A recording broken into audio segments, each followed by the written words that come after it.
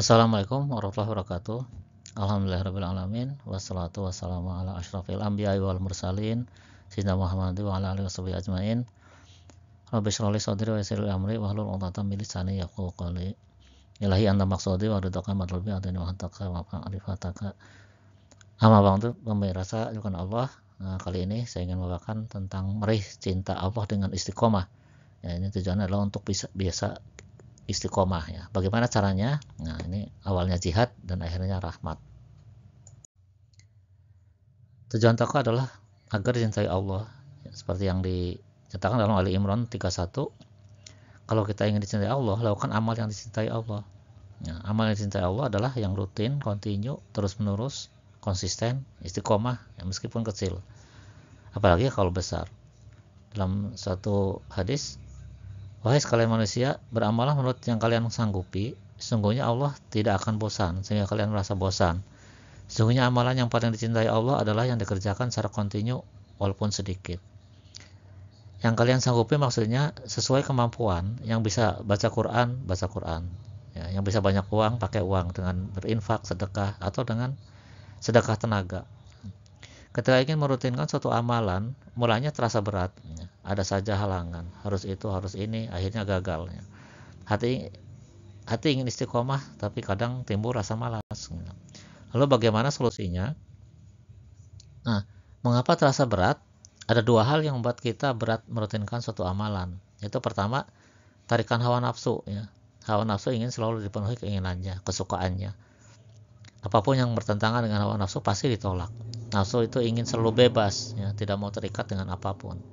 Kemudian yang kedua, godaan setan. Ya. Setan itu tidak akan pernah rela kita berada di jalan yang benar. Jadi keduanya adalah musuh, yang satu internal, yang lainnya eksternal. Lalu bagaimana menghadapi dua musuh ini? Pertama, menghadapi nafsu. Nafsu itu selalu mengajak pada kejelekan, kecuali yang sudah mendapat rahmat. Seperti dalam surat Yusuf 53, A'udzubillahi minasyaitonirrajim, Bismillahirrahmanirrahim. Wama ubari'u nafsi, innan nafsa ammaratun bisu'i illa ma rahima rabbi, inna rabbi ghafurur rahim. Aku tidak menyatakan diriku bebas dari kesalahan, karena sungguhnya nafsu itu selalu mendorong kepada kejahatan, kecuali nafsu yang diberi rahmat oleh Allah. Sungguhnya Tuhanku Maha Pengampun lagi Maha Penyayang. Jadi nafsu yang belum dididik itu mendorong pada kejahatan, tapi setelah kita berjuang, berjihad mendidik nafsu, nanti Allah akan memberi rahmat, ya, sehingga kita ringan melakukan kebaikan dan menghindari kejahatan. Inilah kuncinya bagaimana kita bisa istiqomah melakukan kebaikan. Itu juga sebabnya dalam Al-Quran Allah selalu menyatakan seorang masuk surga karena amal, untuk memotivasi manusia untuk berjihad. Tapi dari sisi manusia kita harus mengatakan masuk surga karena rahmat, karena memang berkat rahmat Allah kita bisa mengamalkan. Jadi yang penting bagi kita adalah meraih rahmat Allah melalui jihad melawan atau mendidik nafsu, supaya dengan rahmat itu ringan, bahkan senang melakukan kebaikan sehingga istiqomah. Sebagai contoh, orang yang belum mendapat rahmat dalam merutinkan tahajud terasa berat gitu, malas, ngantuk, ya, untuk tahajud di akhir malam. Nafsu seakan-akan berontak. Tapi jika diperjuangkan, dijihadi, nanti nafsu makin tunduk, dan setelah mendapat rahmat, tahajud itu otomatis berjalan sendiri istilahnya. Allah yang akan melakukan itu semua. Artinya kita seperti wayang di tangan Allah. Dalam satu hadis, dan aku tidak ragu untuk melakukan sesuatu yang aku menjadi pelakunya sendiri. Pemirsa, kita harus berjihad kalau memang ingin mendapat rahmat Allah. Dalam Al-Baqarah 218, ya, agar nanti bisa istiqomah. Bismillahirrahmanirrahim.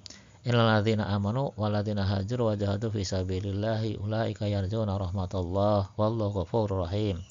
Sesungguhnya orang-orang yang beriman serta orang-orang yang berjihad dan berhijrah dan berjihad di jalan Allah, mereka itu mengharapkan rahmat Allah. Allah Maha Pengampun lagi Maha Penyayang. Kita harus bersungguh-sungguh menuju Allah. Seperti dalam Al-Maidah 35, Bismillahirrahmanirrahim. Ya ayyuhalladzina amanu taqullaha wabtaghu ilaihil wasilata wajahidu fi sabilihi la'allakum tuflihun. Wahai orang-orang yang beriman, bertakwalah kepada Allah, carilah wasilah, jalan untuk mendekatkan diri kepadanya, dan berjihadlah, ya, berjuanglah jalannya agar kamu beruntung. Kalau sudah konsisten, sebenarnya orang itu sudah tidak merasakan berat, ya. Jadi kalau dinilai, ya sudah kecil nilai jihadnya. Ya, karena itu perlu ditingkatkan kuantitas dan kualitasnya, karena memang takwa itu harus progresif, ya, terus meningkat. Kuantitas berarti waktu tahajud ditambah, diperpanjang, dan kualitas berarti kehusuannya ditingkatkan.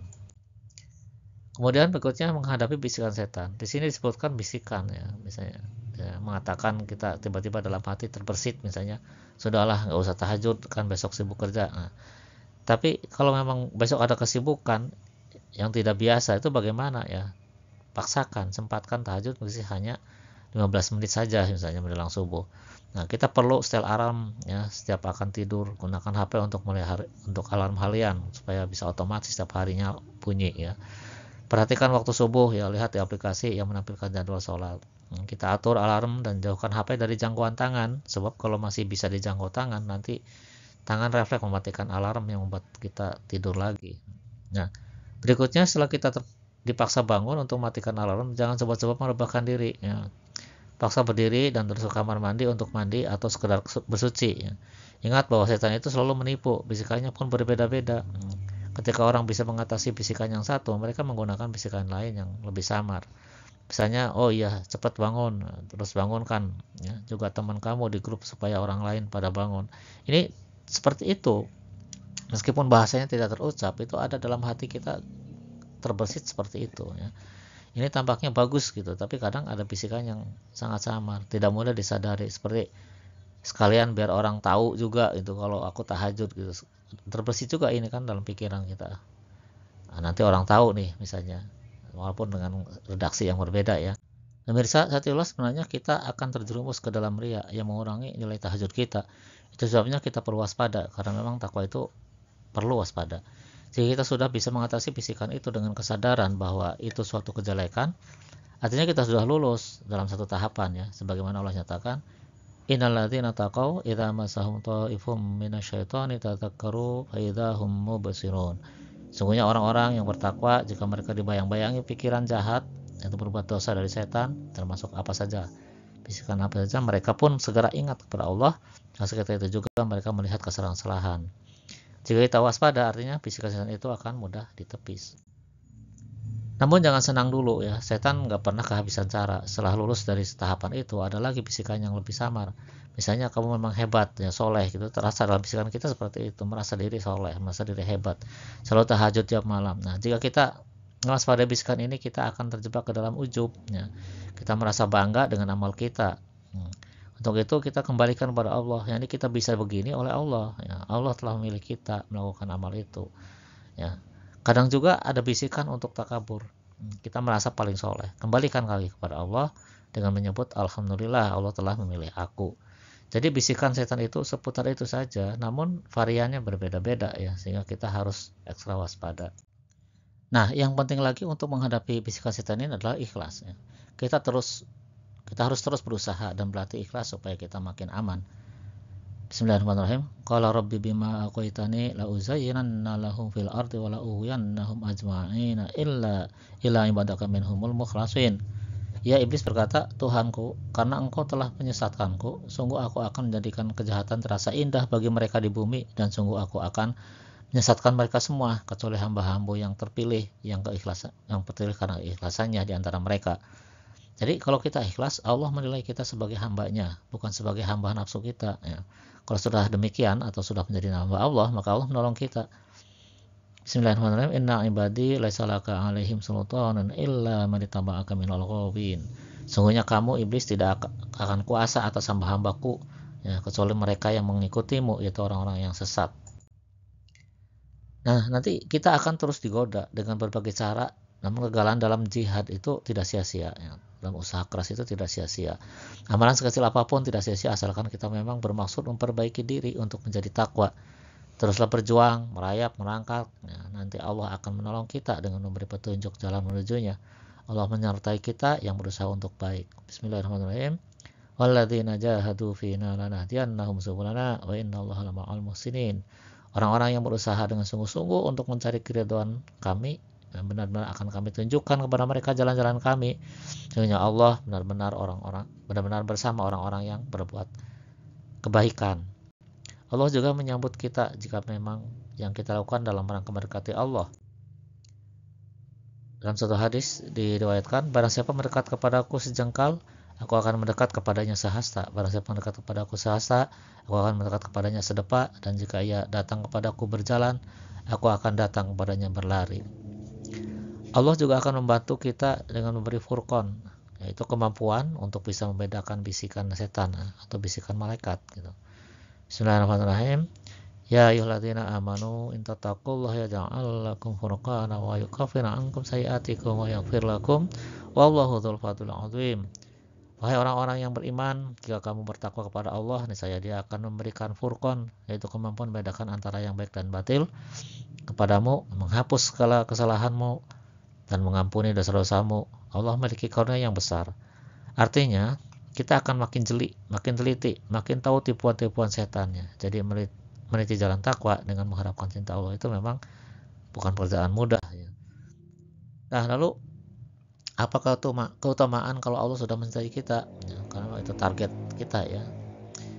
Rasulullah SAW bersabda, Allah Tabaraka wa Ta'ala jika mencintai seorang yang memanggil Jibril, sesungguhnya Allah mencintai si fulan, maka cintailah dia ya, sehingga Jibril pun mencintainya.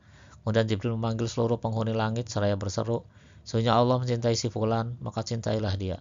Maka penghuni langit pun mencintainya, sehingga orang tersebut diterima oleh penduduk bumi. Dalam hadis lain, Rasulullah SAW bersabda, Allah berfirman, siapa yang memusuhi waliku, maka aku umumkan perang kepadanya, dan hambaku tidak bisa mendekatkan diri kepadaku dengan sesuatu yang lebih aku cintai daripada yang telah aku wajibkan. Jika hambaku terus-menerus mendekatkan diriku kepadaku dengan amalan sunnah, maka aku mencintai dia. Jika aku sudah mencintainya, maka akulah pendengarannya yang ia jadikan untuk mendengar, dan pandangannya yang ia jadikan untuk memandang, dan tangannya yang dijadikan untuk memukul, dan kakinya yang dijadikan untuk berjalan. Jikalau ia memintaku, pasti ku beri, dan jika meminta perlindungan kepadaku, pasti ku lindungi. Dan aku tidak ragu untuk melakukan sesuatu yang aku menjadi pelakunya sendiri, sebagaimana keraguanku untuk mencabut nyawa seorang mukmin yang ia khawatir terhadap kematian itu, dan aku sendiri khawatir ia merasakan kepedihan sakitnya. Begitulah kalau sudah dicintai Allah ya, mendengarnya dengan pendengaran Allah, melihatnya dengan penglihatan Allah, kaki tangannya adalah kaki tangan Allah. Kalau sendiri pelakunya, kita hanya sekedar wayang. Itulah sebabnya ya, kita tidak boleh ujub dalam melakukan kebaikan dan takabur dengan amal kita. Ya, itulah yang disebut dengan rahmat Allah. Sebagai penutup, Allah alam, hanya Allah yang paling mengetahui ya. Jika ada benarnya tentu dari Allah. Jika Anda ngasih jempol, berarti Anda ngasih jempol kepada Allah. Jika Anda share ke grup lain, berarti Anda ikut menyebarkan kebenaran dari Allah. Insya Allah Anda akan dapat pahala ya. Jika Anda subscribe yang belum ya, berarti Anda membantu dakwah ini. Nah, jika ada salahnya tentu karena kebodohan saya, untuk itu silakan perbaiki lewat komentar. Billahi taufiq wal hidayah, semoga bermanfaat. Wassalamualaikum warahmatullahi wabarakatuh.